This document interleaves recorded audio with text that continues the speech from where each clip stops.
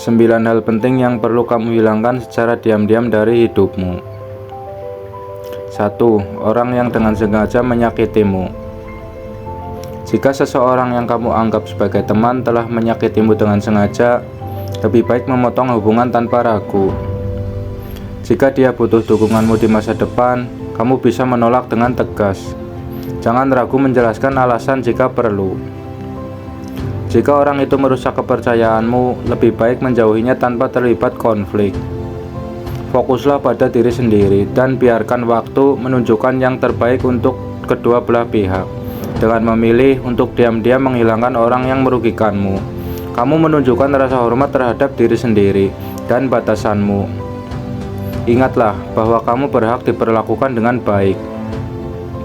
Dan menjauh dari orang-orang yang merugikanmu adalah keputusan yang sangat tepat untuk menjaga kesejahteraan emosional dan pertumbuhan pribadimu.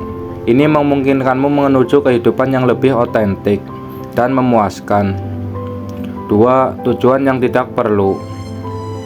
Akan ada saatnya kamu menyadari pentingnya membuat pilihan, bertindak dengan cara tertentu atau tetap setia pada jalanmu sendiri. Terkadang kamu harus mengabaikan tujuan tertentu untuk memprioritaskan jalur yang paling sesuai dengan esensimu. Hal ini sangat wajar terjadi, karena kita tidak selalu mencapai semua yang kita rencanakan dan terkadang kita perlu menyerahkan beberapa hal demi kepentingan orang lain. Namun penting untuk secara diam-diam menghilangkan tujuan-tujuan yang tidak perlu ini, tanpa mengumumkannya ke seluruh dunia. Jangan tinggalkan petunjuk atau informasi, karena ini dapat mengungkap strategi utamamu. Jadilah lebih cerdas dalam proses ini, dengan diam-diam menyingkirkan tujuan-tujuan yang kurang penting, dan membuat perubahan bertahap dalam hidup. Selalu lanjutkan dengan kebijaksanaan, lindungi rencanamu, dan biarkan keputusanmu dipandu oleh keaslian. Carilah jalan yang paling selaras dengan dirimu. 3. Oversharing. Hubungan baik itu pertemanan maupun asmara mencerminkan berbagai aspek kehidupan kita. Mereka membentuk siapa kita, tetapi ada batasan privasi dan kebijaksanaan. Bayangkan hubungan sebagai teman rahasia, tempat emosi dan momen spesial berkembang. Ini adalah ruang sakral yang patut diempati dan dijaga. Setelah hubungan berakhir, wajar merasa sakit dan kebingungan.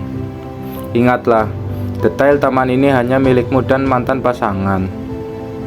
Berbagai detail atau cerita tentang berakhirnya persahabatan atau hubunganmu bisa membuka pintu untuk kesalahpahaman dan gosip, tetapi tidak membantu proses penyembuhan.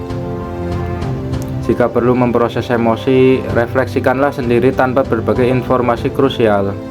Jaga privasi, selesaikan masalah secara internal, dan lindungi kesejahteraan emosional dengan bijaksana. Menghadapi akhir hubungan dengan sehat melibatkan memberi diri waktu untuk pulih, introspeksi, dan dukungan psikolog jika diperlukan. Tumbuhkan kebiasaan refleksi pribadi daripada mencari validasi eksternal.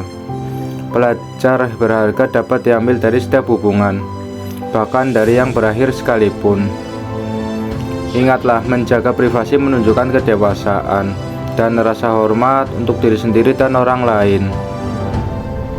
Saat menutup bab ini dalam hidup, lakukanlah dengan elegan dan bermartabat, karena setiap pengalaman mempersiapkan kita untuk masa depan yang lebih baik.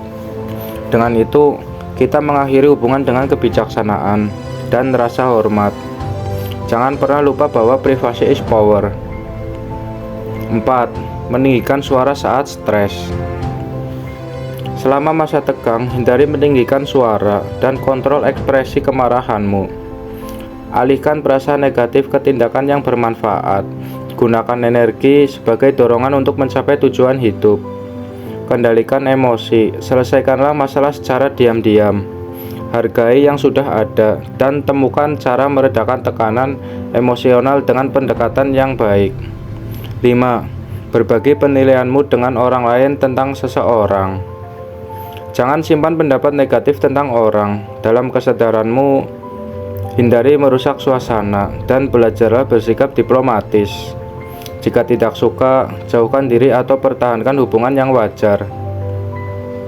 Hadapi masalah dengan berbicara dan cari kesepakatan yang disetujui bersama. Singkirkan opini negatif, tunjukkan adaptabilitas, hormati perbedaan, dan pertahankan sikap hormat dan empati untuk hubungan yang harmonis. 6. Penggunaan sosial media tanpa kesadaran. Bayangkan hidupmu sebagai buku penuh cerita dan petualangan. Sosial media seperti perpustakaan, tempat tujuan cerita dibagikan setiap detiknya. Meski menyenangkan, bahaya tersembunyi adalah menjadi tanpa sadar, membandingkan diri dengan orang lain secara terus-menerus. Bila kita membaca cerita digital ini, seringkali kita membandingkan bab-bab kesusahan kita dengan momen kebahagiaan orang lain.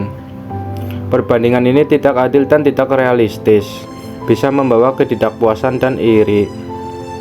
Penting untuk membatasi konsumsi media sosial. Bermainlah sosial media dengan kesadaran dan tujuan yang jelas. Misalkan sebelum membuka Instagram atau TikTok, kamu meniatkan untuk mencari info dan hanya akan meluangkan waktu sekian menit saja. Lalu cari yang kamu butuhkan. Kemudian kembali ke realitas hidupmu di dunia nyata.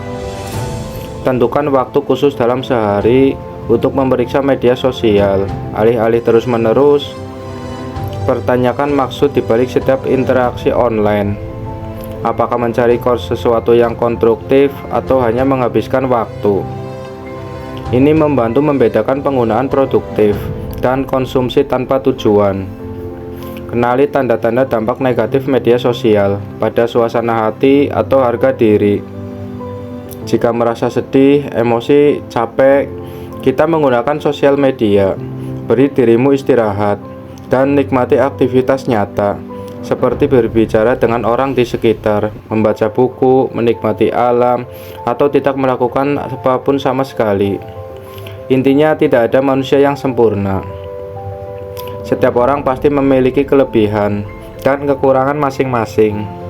Dan juga sudah pasti mereka pun yang menurutmu jauh atas dirimu memiliki masalah yang kamu juga pasti tidak ingin memilikinya.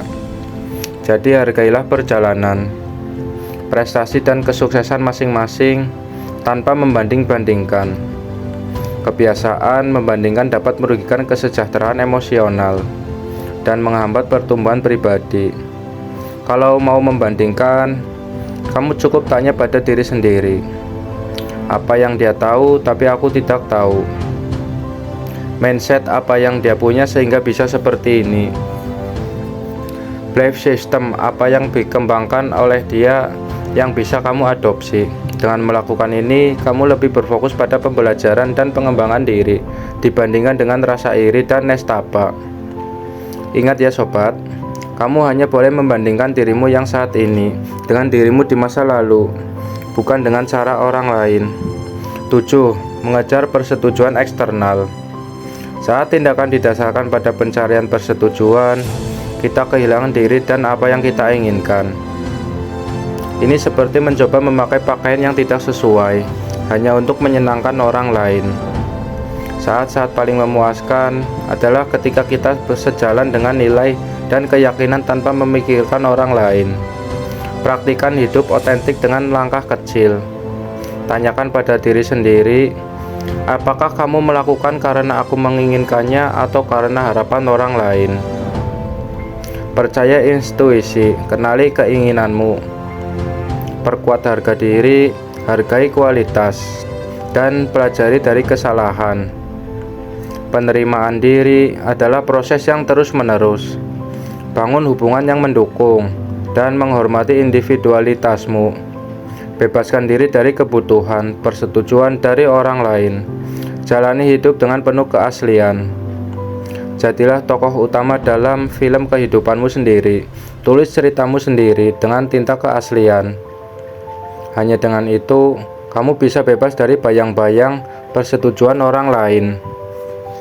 8. Ekspektasi yang tidak realistis. Ini adalah undangan untuk menjelajahi bagaimana ekspektasi kita membentuk persepsi tentang realistis.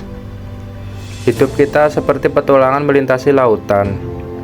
Dan harapan adalah layar di perahu kita yang mendorong menuju impianmu.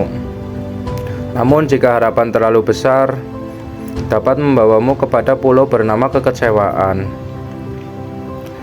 Ekspektasi yang tidak realistis seperti peta yang menjanjikan harta karun yang tidak pernah ada.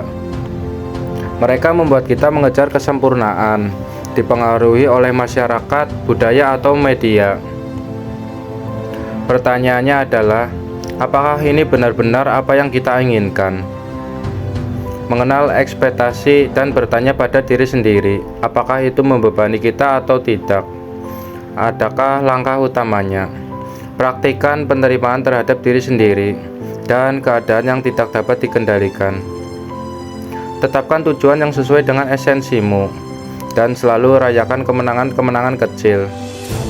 Ingatlah, perjalanan sama pentingnya dengan tujuan. Dengan melepaskan ekspektasi yang tidak realistis, kamu membiarkan hidup mengalir dengan lebih alami, membuka ruang bagi kejutan dan kegembiraan yang tidak direncanakan. 9. Menyingkirkan gosip dan negativitas. Sekarang kita bahas topik yang sering diabaikan, namun berdampak besar bagi kesejahteraan dan hubungan kita, yaitu partisipasi dalam gosip dan penyebaran hal-hal negatif.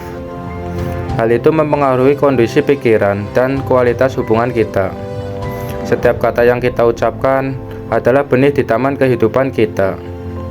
Kata-kata positif menambahkan benih kebaikan, sementara gosip dan kata-kata negatif menanamkan kesalahpahaman dan konflik. Berpartisipasi dalam gosip menciptakan rasa tidak hormat dan merendahkan. Fokus pada hal-hal negatif mengaburkan kemampuan melihat hal-hal baik di sekitar kita. Bagaimana kita keluar dari hal-hal buruk ini? Caranya adalah dengan menyadari obrolanmu. Langsung ubah topik jika percakapan menuju gosip. Latih empati dan tanyakan, apakah saya ingin hal ini dikatakan tentang saya? Ciptakan lingkungan positif dan bergaulah dengan orang-orang yang menghargai kepositifan. Ingat, perubahan dimulai dari diri sendiri. Dengan tidak ikut serta dalam gosip, kita melindungi integritas dan memberikan contoh yang baik. Terapkan prinsip ini, dan kita dapat menumbuhkan pola pikir yang sehat, memberdayakan dan empati, kontribusi pada pertumbuhan pribadi, dan hubungan yang lebih bermakna. Itulah 9 poin yang harus kamu hilangkan secara diam-diam dari hidupmu. Aku harap video ini bermanfaat dan semoga harimu menyenangkan.